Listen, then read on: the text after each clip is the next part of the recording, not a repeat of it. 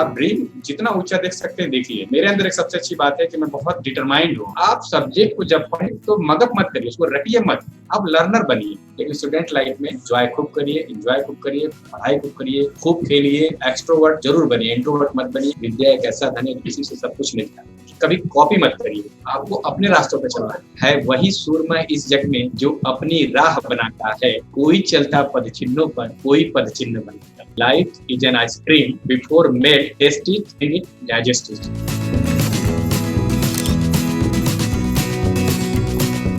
I am your host Gaurav Garg and we welcome all our viewers to our show Amazing Mentor. Today with us is Dr. Alok Kumar Gupta. He is an experienced regional director with a demonstrative history of working in government administration industry.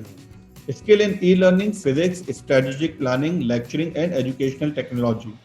A strong administrative professional graduate from Indira Gandhi National Open University. Have been honored with Young Scientist Award by Acoustical Society of America in 2004. Special Award by Cabinet Minister Kohl, Government of India. Minority Education and Social Development Society, Kanpur. Bharat Jyoti Award by India International Friendship Society, New Delhi.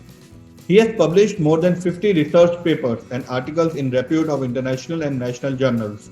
With the help of globally recognized institutes like NIOS, he made a mentor role to enlighten and educate the learners of Uttar Pradesh, Kerala and Lakshadweep up to pre-degree level. MSc in Physics, specialization in Electronics from University of Allahabad, India in year 2002.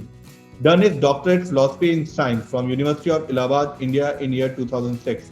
It's a pleasure to welcome Dr. Alok Kumar Gupta to our show Amazing Mentor. Welcome, sir. Thank you, Babuji, for inviting me. It's my pleasure, sir. So tell us about your childhood and hobbies you enjoy as a child. If you asking about my childhood, then we belongs to a very rural background. We studied from very village area. My district name is Mhow district. It's very close to Varanasi and Gorakhpur in Uttar Pradesh. My family background, especially my father, my brother, and all sister are very well educated up to minimum PG. My brother is a law graduate. My father is law graduate. तो क्या-क्या hobbies थी? जैसे बचपन में आजकल generation में तो नहीं देखने को मिलता है कि पतंग उड़ाना या गुल्ली डंडा खेलना या कंचे खेलना।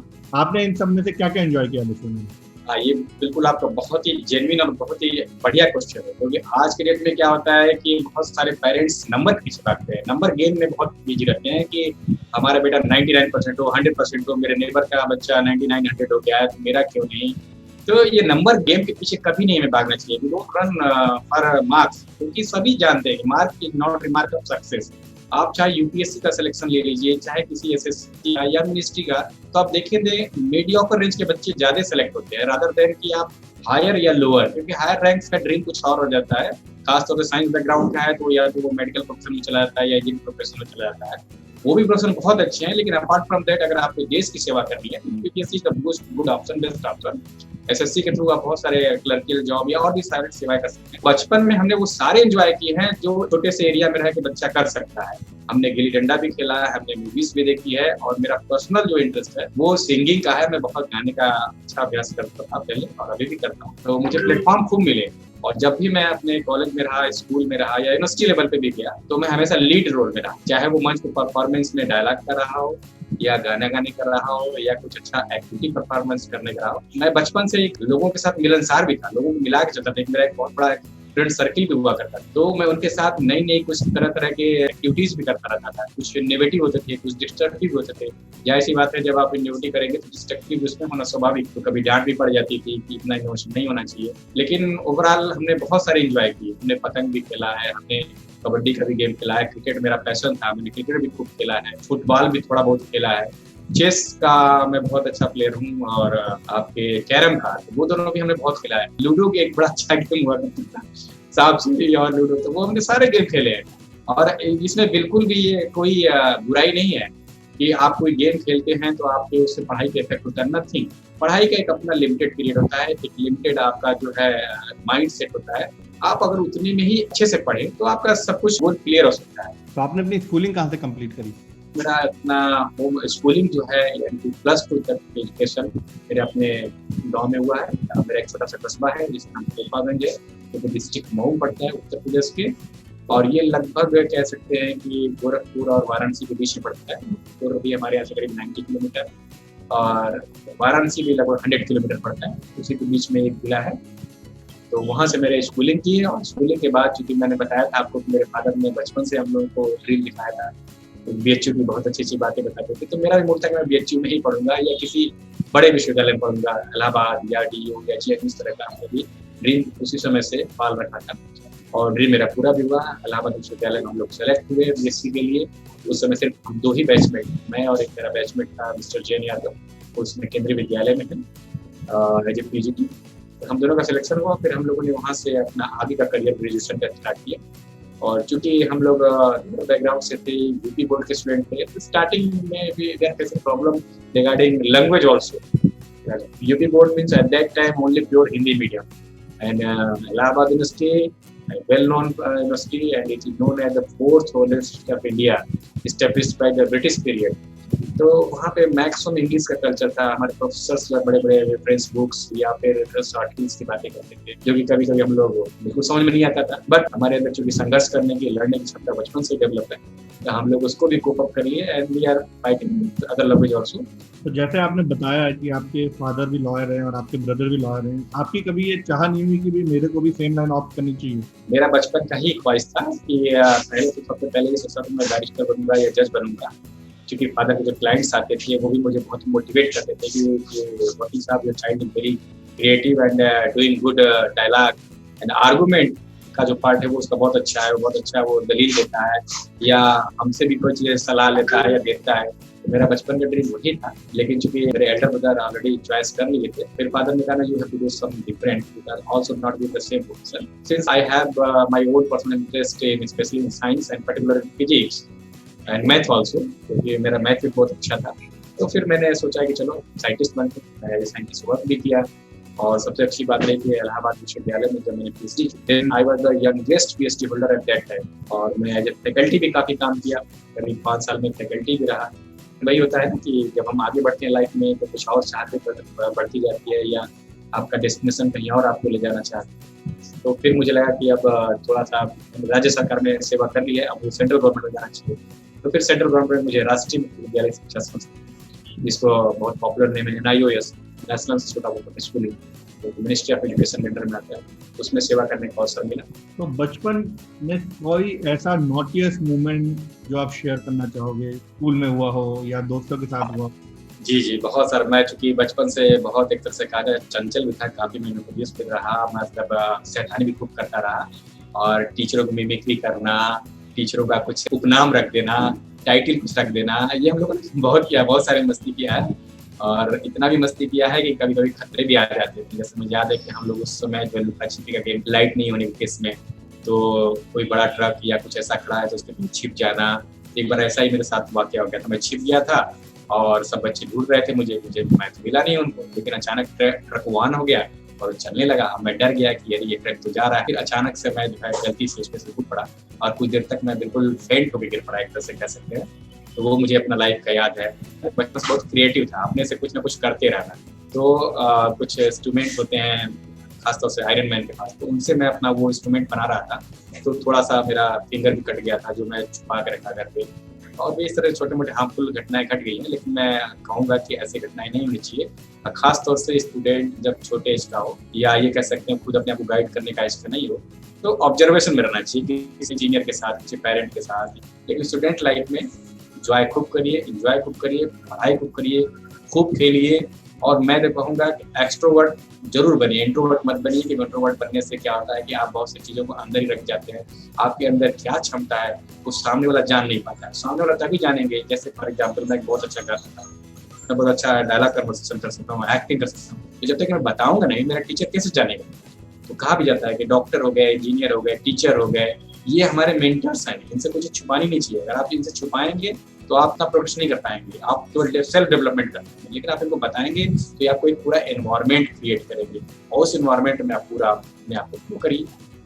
तो बचपन में आपकी क्या चाह थी कि मैं ये बनना चाहता हूँ बड़े होके? बचपन में चूंकि जैसा कि मैंने बताया क्रिएटिव हुआ है, बहुत मैं क्रिएशन करता था, डिस्ट्रैक्शन करे खासतौर से। जैसे हमारे घर एक बत्ती का रेडियो करता था, वो आवाज़ कहाँ से निकल रही है, मैं बड़ा क्यूरियस था कि ऐसा हो, और ये सिग्नल कहाँ से क्या है कुछ मुझे पता नहीं था। 3-4 साल का बच्चा, सॉरी तीसरी चौथी कक्षा के बच्चे को क्या पता फिजिक्स से। तो मैं उसको खोल के देखता था इसमें क्या कोई बोल रहा है क्या, कुछ ऐसा हो रहा है क्या, तो मैं पूरे इंस्ट्रूमेंट को खोल लेता था। लेकिन हाँ, ध्यान रखता था कि उसको थोड़ा-सा मैं उस समय मुझे ध्यान था कि मैं उसको कुछ ना कुछ इसमें पॉइंट कर देता था, ये यहाँ से निकाला है, ये यहाँ से निकाला है, ताकि उसको फिर से असेंबल करने में दिक्कत ना हो, क्योंकि शाम को डाँट पड़ सकती थी। तो ऐसा करते रहने में बहुत सारी क्रिएटिविटी हो जाती थी कि I have to become a happy man. Job तो मिलेगा ही, अगर आपने अच्छा काम किया, अच्छा पढ़ाई किया तो जॉब मिल ही जाना है, आपकी लाइफ को चलाने के लिए कुछ ना कुछ मिलेगा। लेकिन सबसे पहले हमें खुश भी रहना चाहिए। अगर हम खुश नहीं अपनी लाइफ में, तो आजकल देखते हैं कितनी सोसाइटी में लोग डिप्रेशन में रहते हैं, तमाम बहुत अर्ली एज में बहुत सारे डिजीज हो जाते हैं, रोग हो जाते हैं। तो ये सब इसी का नेचर है कि हम लाइफ में खुश रहना बाद में सोचते हैं, पहले पैसा कमाना, जॉब पाना, ये सबको मेन टारगेट बना लेते हैं, तो वो थोड़ा दिक्कत है। तो जब आपने अपनी जॉब चालू करी तो इनिशियल स्टेज में, शुरुआती लाइफ में आपको क्या क्या चैलेंजेस फेस करने पड़े? जॉब की जहाँ तक शुरुआत की बात हुई, जब हम लोग इलाहाबाद विश्वविद्यालय में पढ़ते थे, आप सबको पता होगा कि हर जगह पे आजकल जॉब की बहुत मारामारी है, बहुत कमी है। आपको सीटों की संख्या कम होती है, कैंडिडेट बहुत होते हैं, और इलाहाबाद एक तरह से एजुकेशनल हब है, पूरे नॉर्थन इंडिया के लोग वहाँ आते हैं। तो मेरे गाइड ने कहा कि you should start with least some ad hoc position and something like that. So at that time there was a degree college in Lahore State. So he guided me that you should go there and appear in interview, that you should start there. Only on that basis I have gone there, but in my mind ये चल रहा था कि मुझे इस तरह का job नहीं करना है कि ad hoc या इस तरह का स्टिग्मा वाला जॉब नहीं चाहिए। मेरे को परमानेंट जॉब चाहिए और फुल फ्लो वाला चाहिए। ऐसा नहीं कि जो है हमने 10,000 5,000 ऐसे तक जॉब स्टार्ट की। मैंने उनसे कहा कि no sir, I will start with my full flow job with full scale, जो भी लेक्चर ग्रेड का स्केल होता है, उसमें 5th कमीशन चल रहा था, तो 8,500 साढ़े 8,500 वाली स्केल चलती थी, 8 से 13,500 वाली स्केल चलती थी। तो वो हम लोगों ने मैंने कहा कि ये मैं लूँगा। खैर वहाँ पे मैंने इंटरव्यू सेलेक्ट हुआ, लेकिन उसको ज्वाइन नहीं किया। और उसी दौरान मुझे मौका मिला काम करने का। मैंने इंटरव्यू दिया जाकर राजस्थान में एक था Modi university of science and technology, it's a private university and dedicated specially for girl education, वो वुमेन यूनिवर्सिटी है। तो वहाँ मैं सेलेक्ट हुआ, और सबसे अच्छी बात रही कि उन्होंने मुझे अपने बेसिक पे भी नहीं दिया, बल्कि उन्होंने 4 इंक्रीमेंट एडवांस ऑफर किया। तो इस तरह से मेरा जो ड्रीम था वो स्टार्टिंग से ही फुलफिल हो गया, और मैंने कभी एड हॉक की जॉब नहीं की, सीधा हमने full fledged as a lecturer जो फुल सैलरी मिली थी वो हमने जॉब वहाँ से स्टार्ट की। I was there in Modi University, and after that I got in CSJ University Kanpur, Chhatrapati Sahu जी महाराज विश्वविद्यालय Kanpur. It's a state university, एक राज्य विश्वविद्यालय, और वहाँ पे मैं एज ए लेक्चरर, जो कि अब असिस्टेंट प्रोफेसर कहलाते हैं, मैं उस पद पे कार्य करने का मौका मिला। वहाँ भी लगभग हमने 4 वर्ष कंप्लीट एग्जैक्टली नहीं हुए थे। उसी बीच हमारा ये NIS का वैकेंसी निकला था, जो कि ऑल इंडिया सिर्फ सिंगल वैकेंसी थी। और लोग ये भी कह रहे थे कि उसमें भी एक वाकया हो गया था कि वो ट्रेन लेट 2 घंटे 4 घंटे होती गई, और फाइनली मैं जो है गाजियाबाद तकरीबन 12 या 1 बजे पहुंचा। फिर वहाँ से मुझे हेडक्वार्टर पहुंचना था उसके लिए नोएडा में। किसी तरह समाव में पहुंचा, पता चला कि मेरा फिजिक्स का फाइनल खत्म हो गया है, उठ गया है पूरा फाइनल, और इंटरव्यू बंद हो गया है। अब दूसरे सब्जेक्ट में स्टार्ट होगा। क्योंकि मैं आपको पहले बताया कि मैं बहुत शुरू से ही थोड़ा सा एक्सट्रोवर्ट हूँ, मैं फाइट बहुत करता हूँ। तो मैंने वहाँ भी फाइट किया। मैंने कहा नहीं, मैं इतना दूर से आया हूँ और इसमें कोई गलती नहीं है, nothing wrong with me, only wrong with the train was late and that's why I appear here late.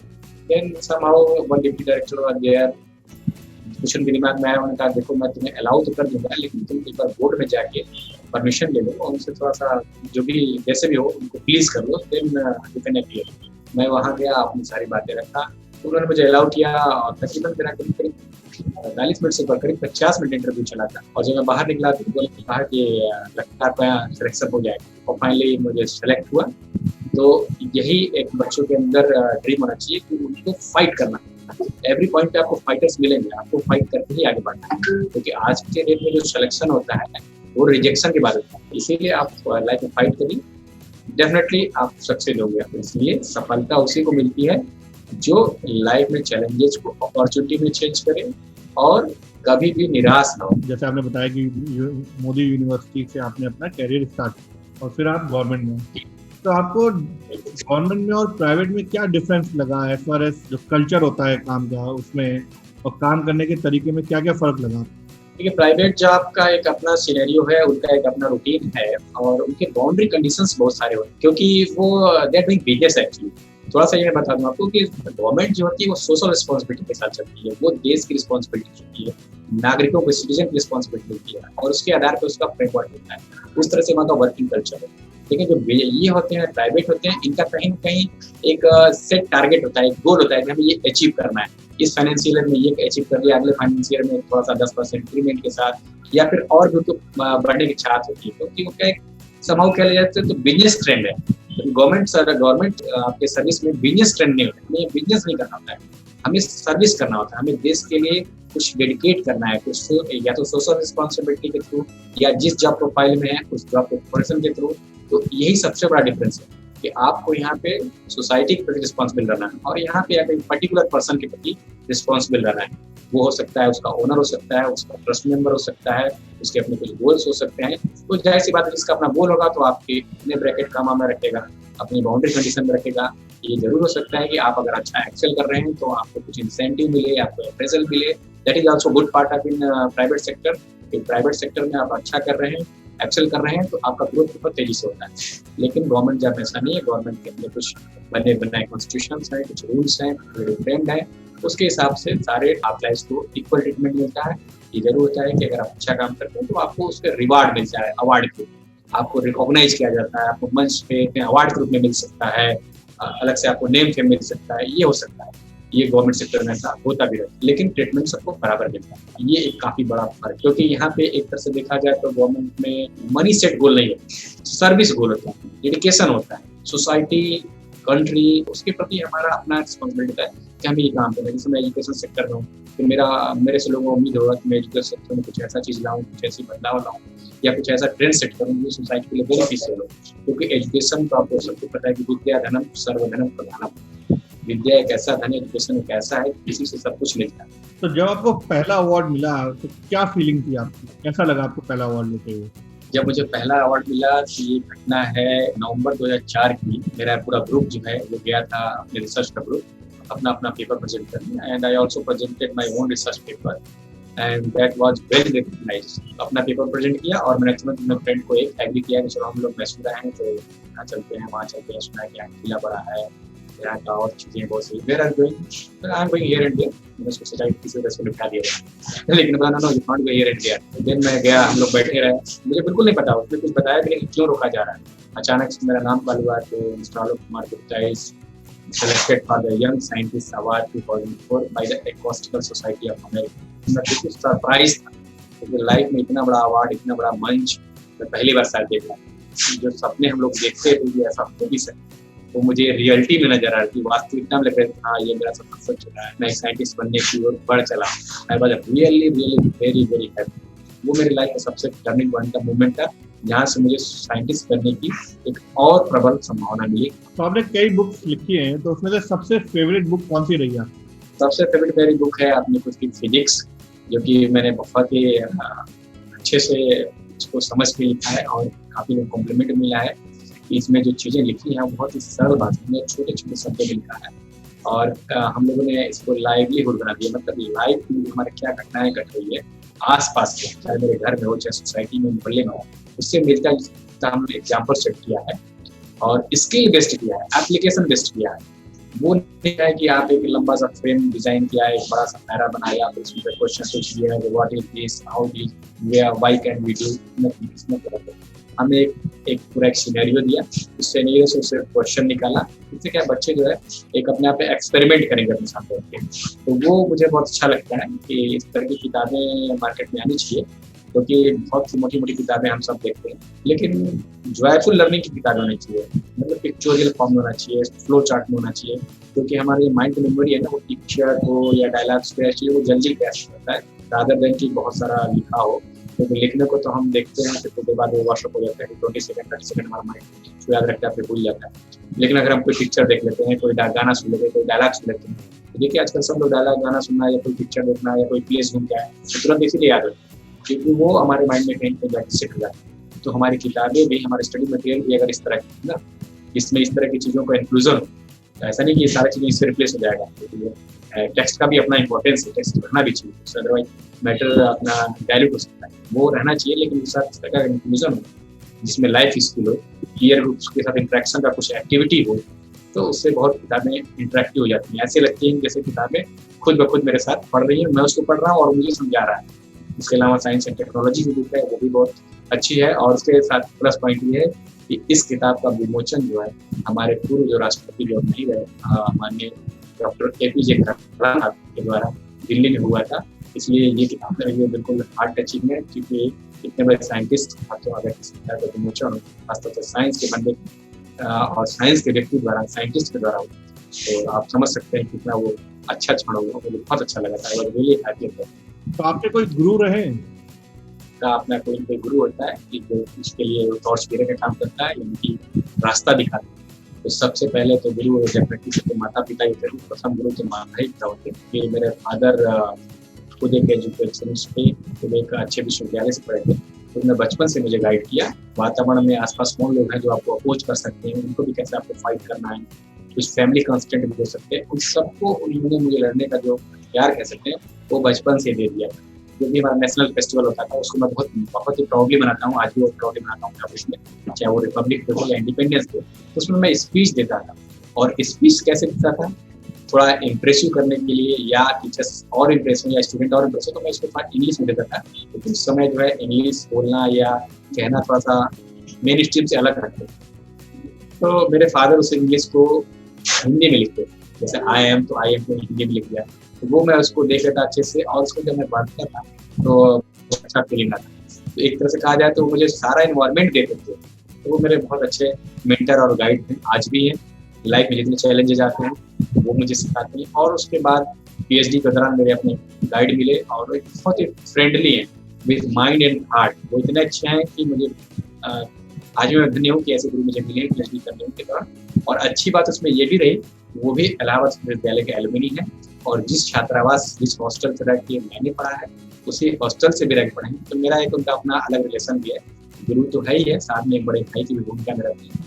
और आज भी वो मुझसे मेरे हालचाल किस तरह हो, कोई और सिलेक्शन लेना हो, कोई और इंटरव्यू देना हो, उसके लिए गाइडेंस उसे लेते हैं। और उसके बाद जाहिर सी बात है, सबके लाइफ में जो बेटर हाफ का जो अपना रोल होता है, यानी कि जो 5 करोड़ होता है, वो बहुत ही मूल्यवान होता है, क्योंकि उसके बिना हम लाइफ में तो उतना नहीं कर पाते हैं जितना उनकी मदद से कर पाते हैं, क्योंकि उनका एक अपना इम्पोर्टेंस होता है। जो भी हमें लाइफ में, वो पारिवारिक लाइफ में कैसे जीना है, फैमिली लाइफ में कैसे जीना है, या प्रोफेशनल लाइफ में कैसे जीना है, उनका एक अपना नजरिया होता है सोचने का। तो एक तरह से कहा जाए कि हमारे जो तीसरे गुरु हैं या लाइफ पार्टनर है, उनसे मुझे बहुत मदद मिलती है। तो फिलहाल जैसे आप रीजनल डायरेक्टर MIOS हैं, तो आपकी क्या क्या एक्सपीरियंस, क्या रोल एंड रिस्पॉन्सिबिलिटी है स्पोर्ट्स? रिस्पॉन्सिबिलिटी और रोल की जहाँ तक बात है, तो हमें पूरी स्टेट की जिम्मेदारी मिलती है कि इसमें NIOS से जो भी लर्नर है, जो भी स्टेक होल्डर है, जो भी हमारे स्टडी सेंटर है, जो भी हमारे टीचर्स हैं, हमारे पेरेंट्स हैं, उनकी जो भी समस्याएं हैं उसको हमें मॉनिटर करना, मैनेज करना। तो एज ए हेड स्टेट ये हमारी खुद की रिस्पॉन्सिबिलिटी भी बन जाती है कि हमारा स्टेट एजुकेशन सेक्टर में, खासतौर से NIOS में कितना एक्सेल करता है। एडमिशन में कोई प्रॉब्लम आ रही है, सब्जेक्ट चॉइस में कोई प्रॉब्लम आ रही है, एग्जाम देने में कोई प्रॉब्लम आ रही है, या फिर हमारे स्टडीज सेंटर में उनको जाने में, या कोई चीज़ क्लासेस अटेंड करने में कोई प्रॉब्लम आ रही है, तो सारी चीज़ें हमसे वो फ्रेंडली होकर, फ्रैंकली होकर डिस्कस कर सकते हैं। हम उसका एडवांस कुछ न कुछ निदान जरूर करते हैं, और अगर वो हमारे लेवल पे तुरंत नहीं सॉल्व हो सकता है, हेडक्वार्टर लेवल पे सॉल्व हो सकता है, तो मेरी रिस्पॉन्सिबिलिटी है कि मैं उस केस को आगे फर्दर डील करूँ हेडक्वार्टर पे, उसका फॉलोअप करूँ, और जितनी जल्दी हो सके उसको सॉल्व करूँ। और मेरा तो अपना पर्सनल मानना है कि मैं जब भी कोई मेरे पास स्टूडेंट आता है और बहुत अगर वो काफ़ी कह सकते हैं दुखी होता है, मैं कहता हूँ कि देखो यार, 10 या 15 साल या 20 साल पहले कह लो, मैं इस टेबल के उस पार हुआ करता था, आज 20 साल बाद टेबल के इस पार हूँ। तो मुझे उस पार से इस पार आने तक के सारे अनुभव हैं, वो पीड़ा का भी अनुभव है और जॉय का भी अनुभव है। इसलिए आपको बहुत रोने गिड़गाने की या कुछ ऐसा करने की जरूरत नहीं है। मैं आपकी फीलिंग को बिल्कुल समझ रहा हूँ कि आपका साल भी ना खराब हो, आपका सब्जेक्ट अच्छा हो, आपके अच्छे नंबर हो, आपके फ्रेंड सर्कल में भी रेपो आपका अच्छा बने। तो इसलिए मैं उनको बहुत फ्रेंडली भी है, उनको बिल्कुल ऐसा फील नहीं होने देता कि मैं एक ऑफिसर हूँ और मुझे डिस्टेंस मेंटेन करना है, या अपने जूनियर सबॉर्डिनेट से उनको डीलिंग करा देना, ऐसा नहीं है। अगर कोई आता है तो उसका ऑलवेज वेलकम। तो कभी कभी इसका मुझे कॉम्प्लीमेंट भी मिलता है कि आप बहुत ही काइंड हार्टेड हैं और वेरी मतलब कि ईजी एक्सेस है, आसानी से मिल जाते हैं, इवन मैं सोशल मीडिया पे भी काफ़ी एक्टिव रहता हूँ, तो लोग मुझे सोशल मीडिया के थ्रू भी कैच कर लेते हैं। वहाँ से भी ट्विटर के माध्यम से, इंस्टाग्राम के माध्यम से, मैसेंजर के माध्यम से क्वेरी भेज सकते हैं और लगभग 99 पे 100% मैं उनके सॉल्व करता हूँ क्वेरी। तो जो बच्चे अब बोर्ड एग्जामिनेशन की तैयारी कर रहे हैं उनके लिए क्या मैसेज रहेगा, क्या एडवाइस देंगे आप? बोर्ड एग्जामिनेशन का सबसे पहले जो फोबिया है, जो एक तरह से स्ट्रेस है, तो पहली बात तो अपने ऊपर आने ही नहीं, क्योंकि बोर्ड एग्जाम एक कोई बहुत बड़ा एग्जाम नहीं है, ये आपका डेली कॉन्टिन्यूस एग्जाम ही है। बस कंपाइल होके एक कह सकते हैं कि सारे बच्चों का एक साथ होने का, कुछ नई टाइप की एक्टिविटी नहीं है, ये आपका डेली रूटीन जो आप पढ़ रहे थे उसी को एक असेस करते हैं हम लोग, क्योंकि डेली का डेली जो असेस करते हैं वो कंटिन्यूस असेसमेंट में आ जाता है। लेकिन आपको कहीं ना कहीं एक सर्टिफाई करना है हमें, या आपको सर्टिफिकेट के माध्यम से आगे पढ़ना है, तो एक बोर्ड एग्जामिनेशन होता है। तो बोर्ड एग्जामिनेशन का जो फोबिया है पहले तो उसको निकालिए, और जिसके लिए हम पहले आपको बार बार कह रहे हैं कि पढ़ाई को सबसे पहले जॉयफुल मूड में चेंज करिए। आप कभी भी स्ट्रेस में पढ़ाई मत करिए, आप कभी रटिए नहीं, कभी उसको मगअप मत करिए, कभी ये नहीं सोचिए कि मैंने पहला स्टेंजा याद कर लिया, ये पूरा का पूरा सीन याद कर लिया और जाकर उसको लिख। हो सकता है सक्सीड भी हो सकता है, क्योंकि मेमोरी बहुत अच्छी होती है, लिख भी सकते हैं, लेकिन वो लाइफ लॉन्ग नहीं रहती है। वो शार्ट टाइम लेते कुछ समय के लिए तो आपको हो सकता है सफलता दिला दे, लेकिन आपको लाइफ टाइम अगर आपको सक्सेस चाहिए तो आपको सबसे पहले उसको अच्छे से उसके फंडामेंटल, उसका जो कह सकते हैं मूलभूत चीज़ है वो समझना हो, चाहे वो हिंदी हो, इंग्लिश हो, हिस्ट्री हो, फिलोसफी हो, साइंस सब्जेक्ट हो, मैथमेटिक्स हो, किसी भी सब्जेक्ट को एक कह सकते हैं जॉयफुल सब्जेक्ट के रूप में लेना चाहिए, उसको कभी स्ट्रेस में लेना चाहिए, और जब मूड हो तभी पढ़े। ये भी नहीं कि कोई हमें डांट रहा है, कोई बोल रहा है कि नहीं पढ़ने का टाइम है, अगर आपको उसमें खेलने का मूड है खेलिए, बिल्कुल खेलिए, लेकिन हाँ ये जरूर दिमाग में रखिए कि ऐसा ना हो कि उसकी वजह से आपका ये काम सफर ना हो या आपके टाइम लिमिट के बाहर न चला जाएगा, फिर आपको मैनेज करने में दिक्कत होगा, फिर उसी में स्ट्रेस होता है, अरे 3 दिन बच्चे हैं, मुझे फिजिक्स करना है, मुझे मैथ देना है, मैं क्या करूँ। ऐसा घबराहट का सिचुएशन ही क्यों लाते हैं आप। मैं इसीलिए कह रहा हूँ ना कि आप जब भी पढ़िए, हम सभी स्टूडेंट्स कहते हैं कि आप डेली नहीं हो सकते हैं तो 2 दिन बाद, 3 दिन बाद, 1 घंटे 2 घंटे जरूर पढ़ते रहिए, और उसका पीयर ग्रुप डिस्कशन करते रहिए, अपने दोस्तों के साथ डिस्कशन करते रहिए, क्योंकि डिस्कशन एक बहुत बढ़िया एक्सरसाइज है आपको कुछ समझने के लिए। तो जब तक आप डिस्कशन नहीं करेंगे, आपका जो अंडरस्टैंडिंग की क्षमता है ना वो डेवलप नहीं होगी, आप मगअप करना फिर शुरू कर देंगे, फिर आप वही हेडिंग रखना शुरू कर देंगे, आप कॉन्टेक्स्ट रखना शुरू कर देंगे। आपको रटना नहीं, आपको समझना है चीज़ें, फंडामेंटल को क्लियर कर देना है, फिर आप देखेंगे कि चाहे एग्जाम हो या कुछ भी हो, आप तुरंत जो है उसको आसानी से हिट कर सकते हैं, बीट कर सकते हैं। आखिर में इंटरव्यू में क्या होता है, इंटरव्यू में तो आपको कुछ ऐसा कुछ सिलेबस वेल डिफाइंड होता नहीं है। हाँ ये जरूर होता है कि सब्जेक्ट में पूछा जा सकता है, कभी कभी सब्जेक्ट के बाहर पूछा जाता है, आपको जवाब देना होता है और देते भी नहीं। तो वैसा ही टाइप एग्जाम भी है, आप बिल्कुल अपना एक पर्टिकुलर एक लिमिटेड दायरा मत बनाइए, आप बिल्कुल स्वच्छंद होके मस्त होके बच्चे से पढ़िए, जितना हो सके उतना ही पढ़िए, लेकिन जितना पढ़िए कंसंट्रेट होकर पढ़िए। जैसे मैं अपना एग्जाम्पल बताया कि मैं जब पढ़ता हूँ तो मुझे म्यूजिक भी सुनना पसंद नहीं होता, मैं एक्स्ट्रा लाइट का एक्सपोजर भी नहीं पसंद करता हूँ, बस एक लिमिटेड लाइट में चाहता हूँ पढ़ूँ। तो अगर आपका भी कुछ इस तरह का अपना सीन क्रिएट कर सकते हैं जिसमें आपको लगे कि नहीं इस पर्टिकुलर सिचुएशन में मुझे बहुत अच्छा आनंद आ रहा है पढ़ने में, या चीज़ें जल्दी समझ में आ रही है, ग्रैस्प हो रही है, अंडरस्टैंडिंग भी हो रहा है, एप्लीकेशन बेस्ड है, उसको थोड़ा सा अगर हो सके तो लाइफ में भी उसको देखिए, महसूस करके कि क्या ऐसा हो रहा है क्या। अगर ऐसा हो रहा है तो डेफिनेटली आपको चीज़ समझ में आ रही है, तभी वो हो रहा है। क्योंकि जब आपके कोई चीज़ सिद्धांत प्रिंसिपल तभी बनता है जब वो लाइफ में हर जगह सेट होता है, हर जगह वो प्रूव होता है कि हाँ ये यहाँ भी ठीक है, वहाँ भी ठीक है, तो वही चीज़ सिद्धांत बन जाता है। और जब सब जगह वो सही पा जाती है तो साइंस है, क्योंकि साइंस मतलब ट्रूथ है। दूसरे सारे सब्जेक्ट में जब ट्रूथनेस फील करेंगे ना कि ये चीज़ हर जगह मुझे ठीक पा रहा हूँ, तो आपको रटने की या किसी बोर्ड एग्जाम का फोबिया नहीं होगा। तो हम सब बच्चों सही करेंगे। और अब तो सबसे अच्छी बात है कि बोर्ड हो, कोई भी बोर्ड हो, सबने अपना जो है एक चंक डिफाइन कर रखा है। पहले तो जैसे हम लोग जब बोर्ड पढ़ते थे तो 11th 12th एक साथ कंबाइंड बोर्ड एग्जाम गया, 9th 10th मिलकर फिर कंबाइंड हो जाता था। अभी तो सबसे अच्छी बात हो गई है कि सिलेबस आपका बाइफरकेट हो गया है, 9th अलग 10th अलग, तो आपका सिलेबस भी काफ़ी छोटा हो गया एक तरह से देखा जाए तो। और तमाम आपका गैजेट अवेलेबल है, पहले तो गैजेट भी नहीं थे, आपके पास बहुत सारे सर्च इंजन है और सर्च इंजन की भी मदद ले सकते हैं, रेफरेंस बुक देख सकते हैं, बहुत सारी चीज़ें आपको एनवायरमेंट में अवेलेबल है, जिससे आप इस चीज़ों को और सरल और एक्सेसिबल बना सकते। इस तरह से आप पढ़िए, और जब भी पढ़िए एक बार डिस्कशन ग्रुप में जब करिए अपने दोस्तों के साथ, टीचर के साथ, आर्गुमेंट करिए। नहीं समझ में आ रहा है 10 बार पूछिए, लेकिन उसको साइलेंस या फिर शर्म होने की वजह से ऐसा ना करिए कि क्या बुरा मान जाए, मानने दीजिए, कोई बात नहीं। मैं अच्छे से याद है, मैं मैथमेटिक्स जब बीएससी में कर रहा था तो कभी कभी कोई चैप्टर लगता था कि बहुत सारे लोग बच्चे ऐसे थे यार ये भी नहीं आता है, नहीं आता है, कोई बात नहीं, पूछिए, आप बेफिक्र होकर पूछिए। क्योंकि अभी नहीं पूछेंगे वो लाइफ लॉन्ग वो आपके लिए समझ में नहीं आएगी चीजें। वो आपको वहां से अगर आपने स्किप कर दिया तो आप हमेशा शॉर्टकट ढूंढेंगे। तो लाइफ में शॉर्टकट मत ढूंढिए। आप लाइफ में अगर लॉन्ग रास्ता है, अगर उस पर जा रहे हैं तो उसको क्लीन करते हुए चलिए ना।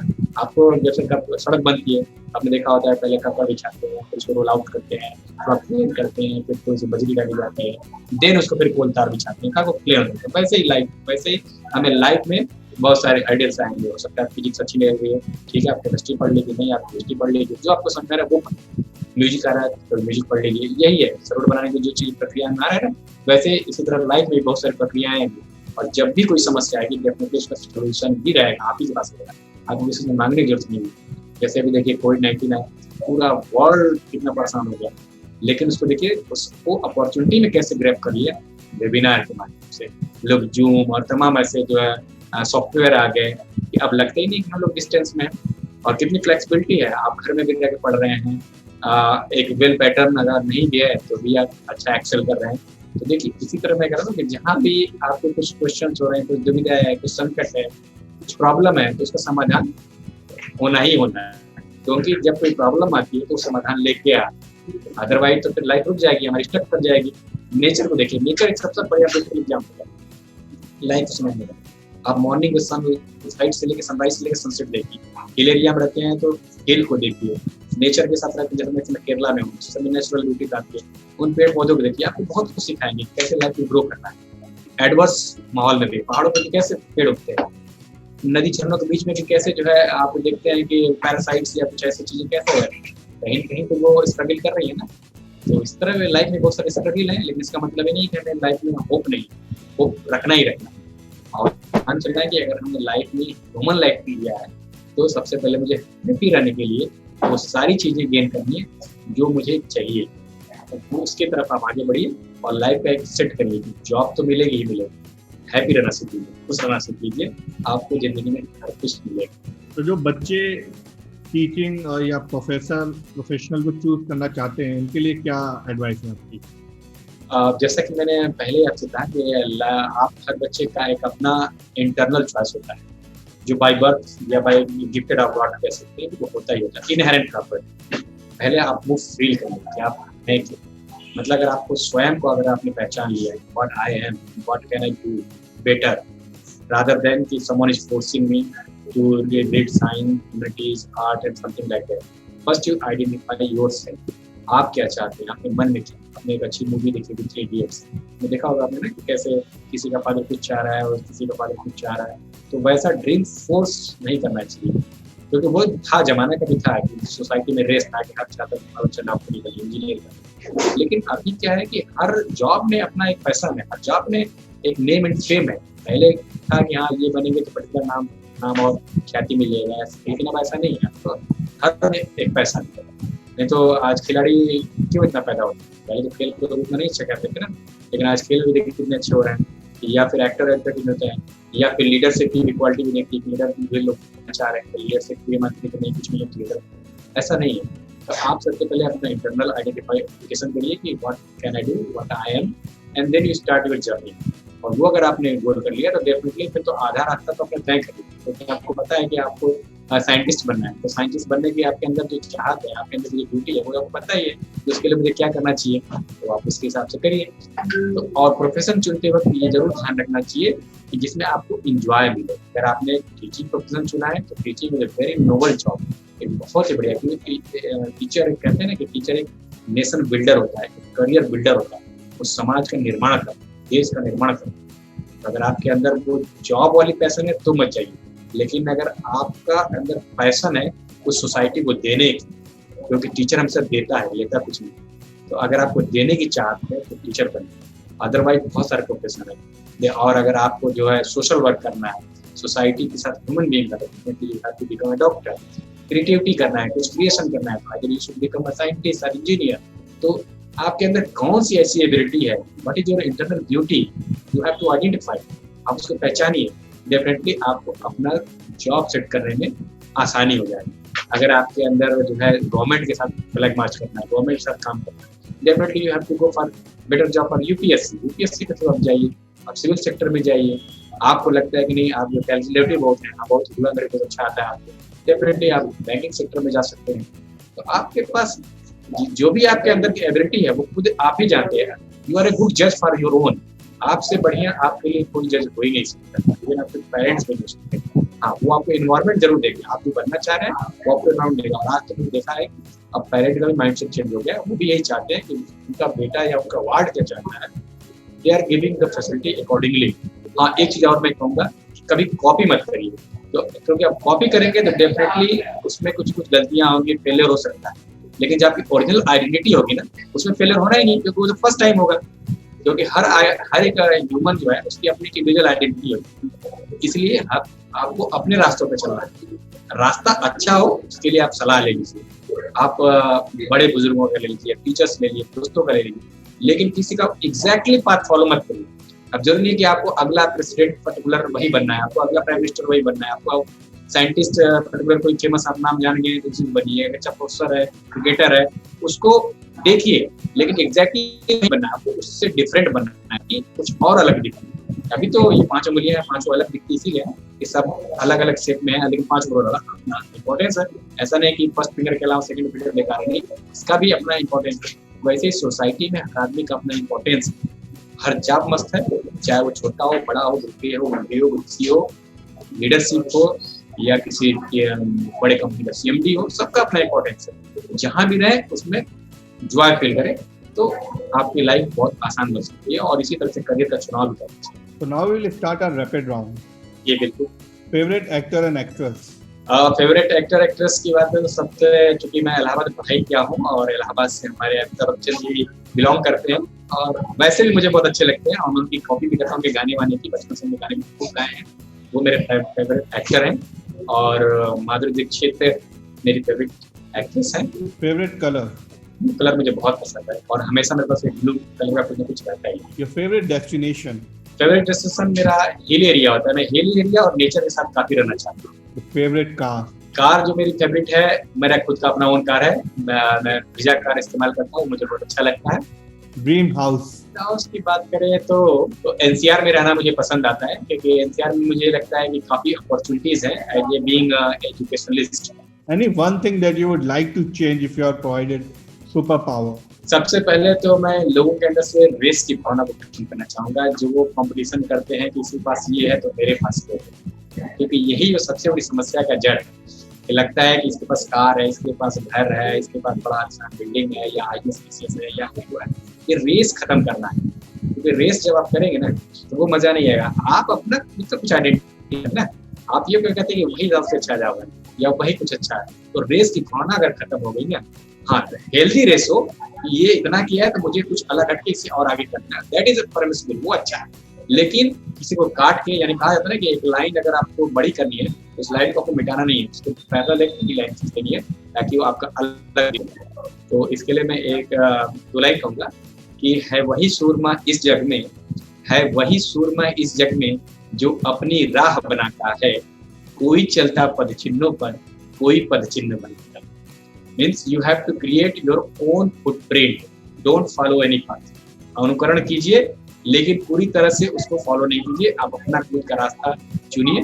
तो मेरा सबसे पहला ये ड्रीम होगा, अगर मैं सुपर पावर बन गया तो लोगों के तरफ प्रतिस्पर्धा खत्म करके मैं चाहूंगा कि अपनी आइडेंटिटी सब बनाए और अपना रोल मॉडल खुद बने, और अपना उनका एक स्टैंड अप हो, एक अपना उनका आइडेंटिटी हो। और उसके साथ आज के समाज में सबसे अच्छी बात है कि एक अच्छा गुड ह्यूमन बीइंग बनना बहुत है। हमें लोगों के साथ रह के सिंपैथी नहीं दिखानी है, एम्पैथी करना है। हमें उनकी तरह क्या हो सकता है, जब क्या हुआ होगा वो भी फीलिंग हमें लानी है, केवल नहीं कि वो बेचारा है, नहीं, सहानुभूति रखिए लेकिन समानुभूति भी होनी चाहिए। आप उसके जगह पे अपने आप को रखिए और तब फील करिए कि अगर मैं होता उसी जगह पे तो जो ये कष्ट चल रहा है तो मुझे अगर होता तो मैं उस वक्त क्या करता। तो एम्पैथी भी अपने अंदर लाइए, इस तरह का गुण डेवलप करना चाहिए।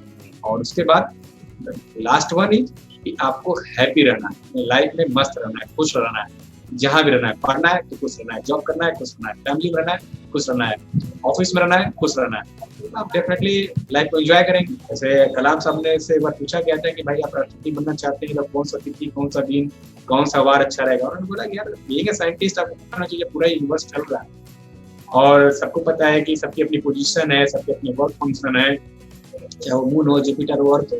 तो फिर कौन सा क्षण खराब हो सकता है। सिमिलर मेरा भी वही मानना है कि अगर क्रिएचर ने, चाहे वो एक छोटे से जीव को बनाया है या ह्यूमन बीइंग को बनाया है या पेड़ पौधे को बनाया, झरने बनाया, सबका अपना इंपॉर्टेंस, कोई खराब नहीं है, सब अच्छे हैं। आपके अंदर यही फीलिंग आनी चाहिए कि कोई खराब नहीं, कोई आपसे कम नहीं है, कोई आपसे बड़ा नहीं, कोई छोटा नहीं, सब बराबर है, सब बढ़िया है। इस तरह की आप फीलिंग लाएंगे, आपके अंदर हैप्पीनेस आना है, एडॉप्टेशन आना है, आपके अंदर ग्रहण करने की क्षमता है।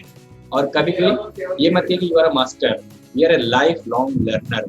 हमें जीवन में हर वक्त सीखने का मौका मिलता है। एक मेरा पीएम भी मुझे कुछ सिखा सकता है, एक मेरा जो है वॉचमैन भी कुछ सिखा सकता है। अगर आप उसको ढंग से वॉच करें तो मॉर्निंग से इवनिंग तक की एक्टिविटी देखिए, कुछ ना कुछ ऐसा आपको जरूर मिल जाएगा कि आपको लगता होगा कि नहीं, ये मैं नहीं कर पाता, ये मुझे सीख लेना चाहिए, कर लेना चाहिए। तो आप लर्नर बनिए, मास्टर आप बन जाएंगे ऑटोमेटिक। और इसी तरह से अगर आपको एक अच्छा वर्कर बनना है, वक्ता बनना है, सुनना खूब सीखिए, खूब सारे सीखिए, खूब सारे चीज़ों को सुनिए। अलग अलग फोरम पे, मंच पे जो लोग बोलते हैं या सोशल मीडिया में बोलते हैं, उनको सुनिए। क्योंकि सुनने से सबसे प्लस पॉइंट क्या होता है कि आपकी वैकेबिलिटी बढ़ जाती है, आपके शब्दकोश बढ़ते हैं। क्योंकि जैसे अभी गौरव जी ने कुछ बोला या किसी ने सिस्टर एक्स ने कुछ बोला, तो उनके कुछ अपने पर्सनल वैकेबिलिटी होंगे या इनके कुछ अपने ज्ञान होंगे। इन दोनों को अगर आपने ध्यान से सुना है, इनका और इनका मिला के आपको प्लस कर देगा। तो जाहिर सी बात, आप एड ऑन होते गए, आपके अंदर कुछ अच्छा बोलने की गुण ऑटोमेटिक आ जाएगा। तो आप अच्छा वक्ता हो तभी बनेंगे जब अच्छा श्रोता बनेंगे, और अच्छा इंसान तभी बनेंगे जब लाइफ में आप खुश रहना सीख लेंगे, किसी में भेदभाव नहीं करेंगे, तो डेफिनेटली सब कुछ अच्छा होगा। और यही मेरा हर बच्चों से, हर स्टूडेंट से, हर सिटीजन से मेरी यही अपील है और मेरी यही रिक्वेस्ट है कि लाइफ में आप रेस मत करिए। आप जहाँ पे हैं उसको एंजॉय करना शुरू कर दीजिए, आपको वहीं पे मजा आने लगेगा। चाहे वो केरला में बैठे हो, कश्मीर में बैठे हो, कच्छ में बैठे हो, कोयना में बैठे हो, कन्याकुमारी में बैठे हो, हर जगह सारी अपॉर्चुनिटी बराबर है, सबको अच्छा है। ये हो सकता है कि हाँ कुछ वहाँ पे थोड़ा सा नंबर आप चीज़ें अच्छी हो सकती हैं, लेकिन कोई बात नहीं, जहाँ आप हैं जिस इन्वायरमेंट में, उसको आप उसके अनुरूप बना लीजिए, आपको वहाँ मजा आने लगेगा। तो एक लाइन में अगर आपको डिफाइन करना हो अपने आप को, तो आप क्या बोलोगे? एक लाइन में अगर मुझे अपने आप को डिफाइन करना हो तो मैं ये कहूँगा कि मैं अपने आप को बहुत खुशकिस्मत मानता हूँ कि मुझे इस देश में रहने का मौका मिला, जहाँ पे पूरी स्वतंत्रता है हर काम करने की, बशर्ते कि अपनी स्वतंत्रता को स्वच्छंदता में न बदल दीजिए। मतलब कहने का ये है, आप एक ऐसा वाटर फ्लो बनिए कि एक झरने के जो गिरता भी है तो भी सुंदर लगता है। ऐसा पानी मत बनिए जो कभी कभी बाढ़ का शक्ल ले ले, फ्लड ना बन जाए। तो आप अपने लाइफ को भी ऐसा बनाइए कि जिस भी परिस्थिति में भी रहें, जहाँ भी रहें, जो भी आपको देखे वो कहे कि नहीं, ये व्यक्तित्व सुंदर है। आप व्यक्तित्व बन रही है, लेकिन आपके व्यक्तित्व को वो पहचाने, आपके विचार को पहचाने। मेरे अपने लाइफ में मुझे एक व्यक्तित्व बनना है, न कि एक व्यक्ति बन के नहीं रहना। चाहे मैं इस दुनिया में रहूँ या न रहूँ, लोग मुझे मेरे किए हुए कामों को याद करेंगे कि हाँ, ये इनकी एक आइडियोलॉजी थी, एक फिलॉसफी थी, जो सोसाइटी के लिए, देश के लिए या ह्यूमन बीइंग के लिए कुछ न कुछ अच्छा करके गया। ऐसा मुझे बनना है। Thank you very much for your time and it was pleasure talking to you. Thank you for your time sir. धन्यवाद गौरव जी, आपने मुझे समय दिया और एक अच्छा आपके साथ ये कन्वर्सेशन रहा। और मैं अपने इस कन्वर्सेशन के माध्यम से लोगों से अल्टीमेटली अपील यही करूँगा कि life is an ice cream, before melt taste it, digest it.